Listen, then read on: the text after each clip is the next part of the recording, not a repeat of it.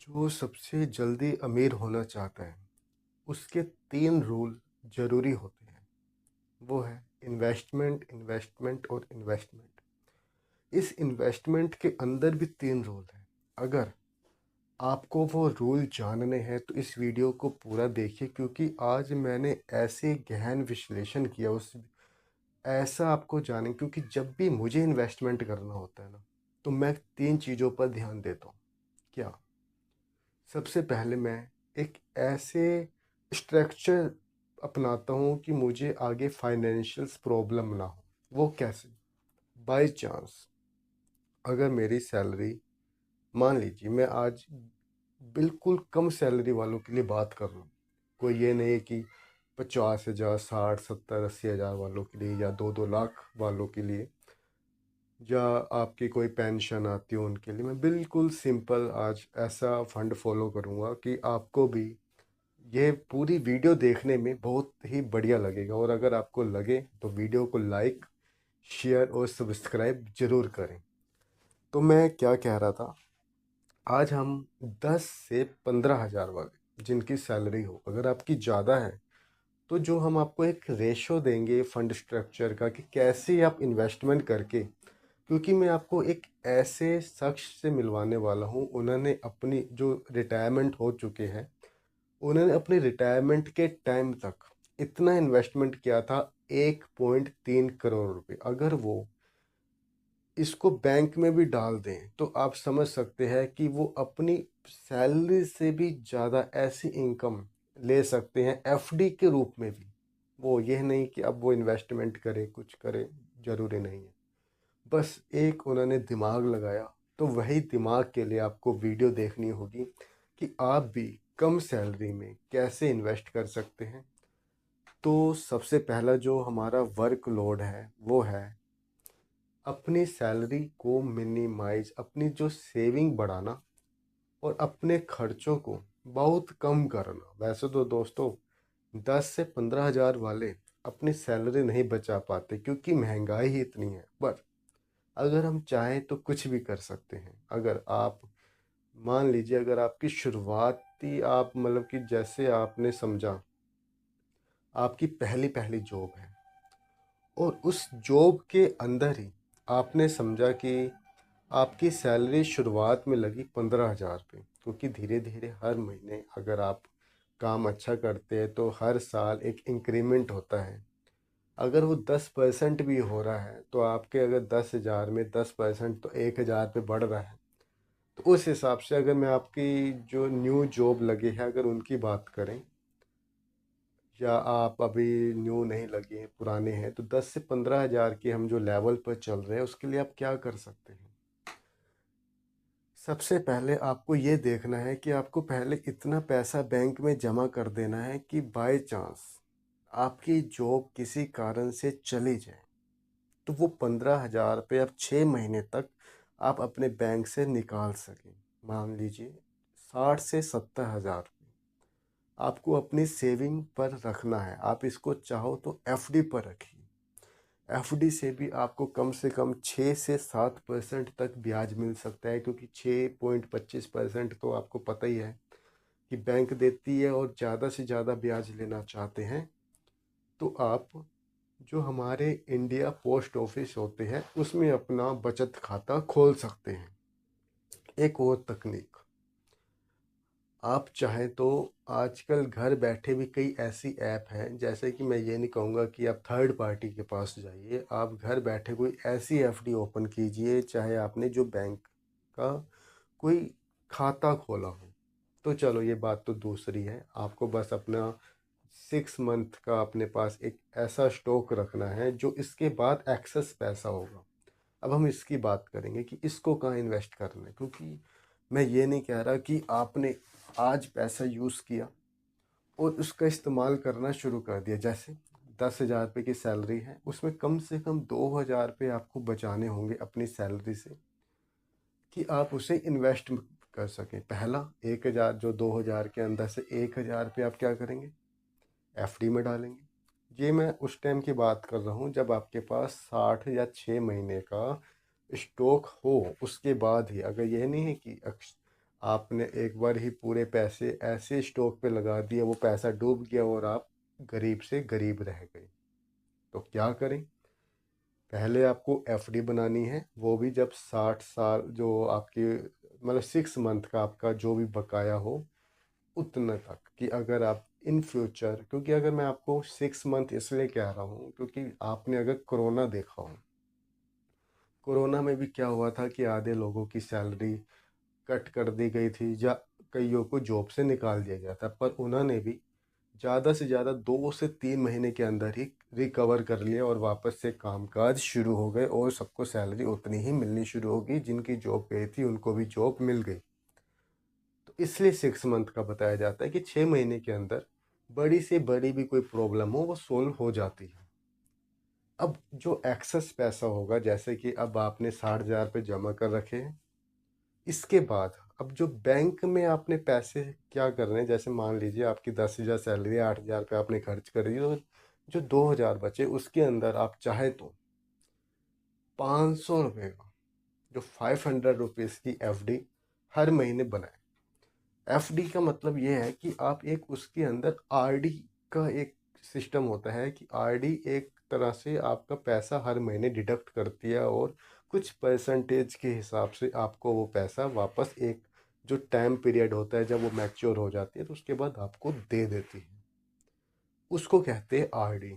तो इसके बाद जो आरडी में जो पैसा आपको मिलेगा उस पैसे को ही आपने एक एफडी बनानी है और यही एक साइकिल चलते रहने देनी है। दूसरा जो 1,500 बचे उसमें हर महीने डिजिटल 500 रुपीज़ का एक ऐसा लोन, सॉरी लोन नहीं, गोल्ड लेना है जो आपको आगे जाके, क्योंकि अभी आप देख सकते हैं अगर आप अपने इंटरनेट यूज़ करते हैं तो खुद देखिए, जो 2000 है, 2000 सन ईयर की बात करूँ तो 2026 आती है, तो सोने की वैल्यू आप देख सकते हैं कितनी बढ़ चुकी है।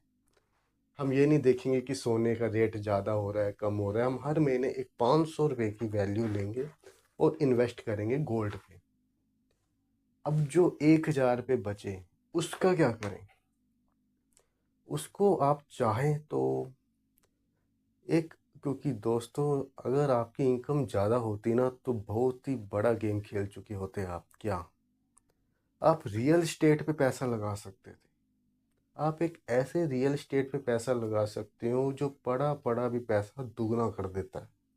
तो वो हम उसकी बात नहीं करेंगे, उसके लिए हम एक अलग से टॉपिक ज़रूर बनाएंगे जो आपको एक ऐसा पड़ा पड़ा पैसा कर सकता है कि जिससे आप अमीर तो होंगे, पर आपके जो पुरख, जैसे कि अगर कहते हैं ना, साथ हमारी पीढ़ियां भी खा सकती है, तो वह मैं आपको एक ऐसा टोटका दे सकता था जिससे आपको फ़ायदा होता।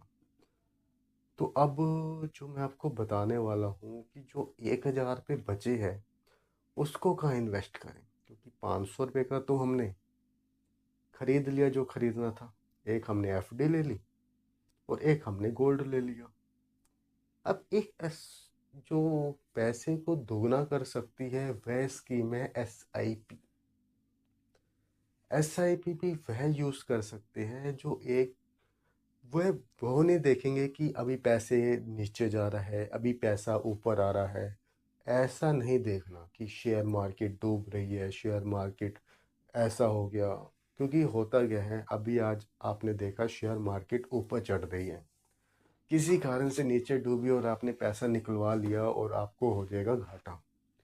तो आप वही एसआईपी यूज़ करें जो एक निरंतर पैसा, जो 500 रुपीज़ है, क्योंकि 500 का गोल्ड ले लिया, 500 की एफडी ले ली, अब 500 एसआईपी के हर महीने आपको ऐड करते रहने हैं एसआईपी में। तो जैसे कि अभी हमने जो बात की, 500 रुपये हमने गोल्ड में डलवा दिए, 500 रुपये एफडी में डलवा दिए, 500 रुपये की हमने करवा दी एसआईपी।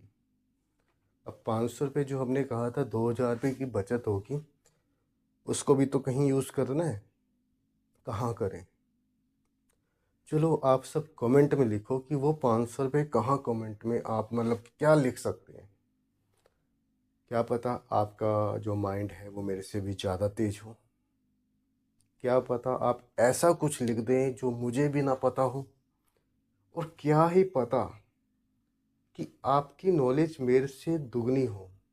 ठीक है, तो कोई बात नहीं, अभी के लिए आप कमेंट पर ज़रूर लिखिए, मैं उसे पढ़कर उसका हर एक ऐसा यूज़ करूँगा कि आगे जो मेरे ऑडियंस है वह भी उसका फ़ायदा ले सके। पर अभी जो मैं आपको बताने वाला हूँ, जो हमारा फोर्थ नंबर पे जो 500 रुपीज़ यूज़ होगा, वो होगा हेल्थ के ऊपर। हेल्थ क्यों दोस्तों, मैं आपको बता दूं, अगर बीमारी एक ऐसी है और जो पैसे पे पैसा खर्च करवा रही है, तो वह बंदे को अमीर से गरीब भी बनवा सकती है। अगर यही आपने इंश्योरेंस लिया हो तो आप समझ सकते हैं उस इंश्योरेंस का फ़ायदा क्या है। सबसे पहला फ़ायदा आपका जो, अगर आपने कैश बैक वाला ले रखा है, जहाँ आपने ऐसा ले रखा है कैशलेस वाला, तो आपका या तो कैश बैक वापस आ जाएगा, या कैशलेस में आपका इलाज भी हो जाएगा और पैसा भी आपका नहीं लगेगा।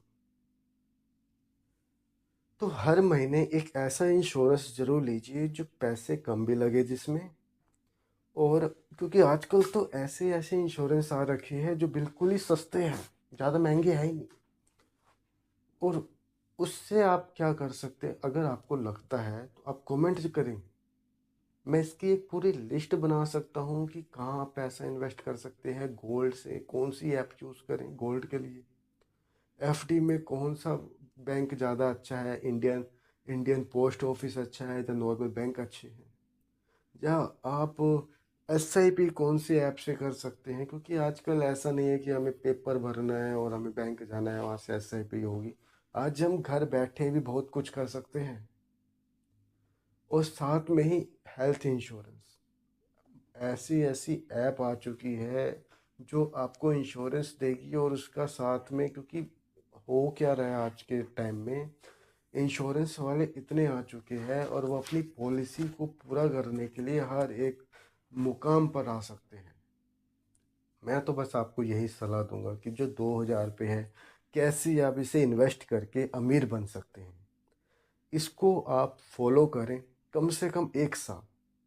आपका अगर पैसा ज़्यादा लगता है तो आप इसे आगे भी यूज़ कर सकते हैं और इसे बंद भी कर सकते हैं। बस ये आज हमारी सिर्फ एक नॉलेज वाली थी। अगर आपको ये करना है तो ज़रूर करके देखिए, नहीं करेंगे तो जैसे आप चल रहे हैं वैसे ही चलते रहेंगे। बस ये आज की नॉलेज वाली थी कि फाइनेंशियल एक ऐसा माइंडसेट है, अगर आप इसे सोच समझ कर करेंगे पैसा खर्च, तो आप अमीर से अमीर बनते रहेंगे। अगर आप खर्च पर खर्च करते रहेंगे, सैलरी है 10,000, खर्चे हैं 12,000 के, कुछ लोन लेके काम चल रहा है, तो फिर आप समझ सकते हैं अमीरी बनना इतना आसान काम नहीं है। तो आज की वीडियो बस इतनी ही। बाकी अगर आपको वीडियो अच्छी लगी तो वीडियो को लाइक शेयर एंड सब्सक्राइब करें। अगर वीडियो को कोई भी आपको डाउट है, कुछ समझ नहीं आया, तो वीडियो को लाइक शेयर एंड सब्सक्राइब के साथ ही हर वीडियो को, चलो आज के लिए बस इतनी, ज़्यादा लंबी कहानी हो रही है, तो आज के लिए बस इतना ही। धन्यवाद।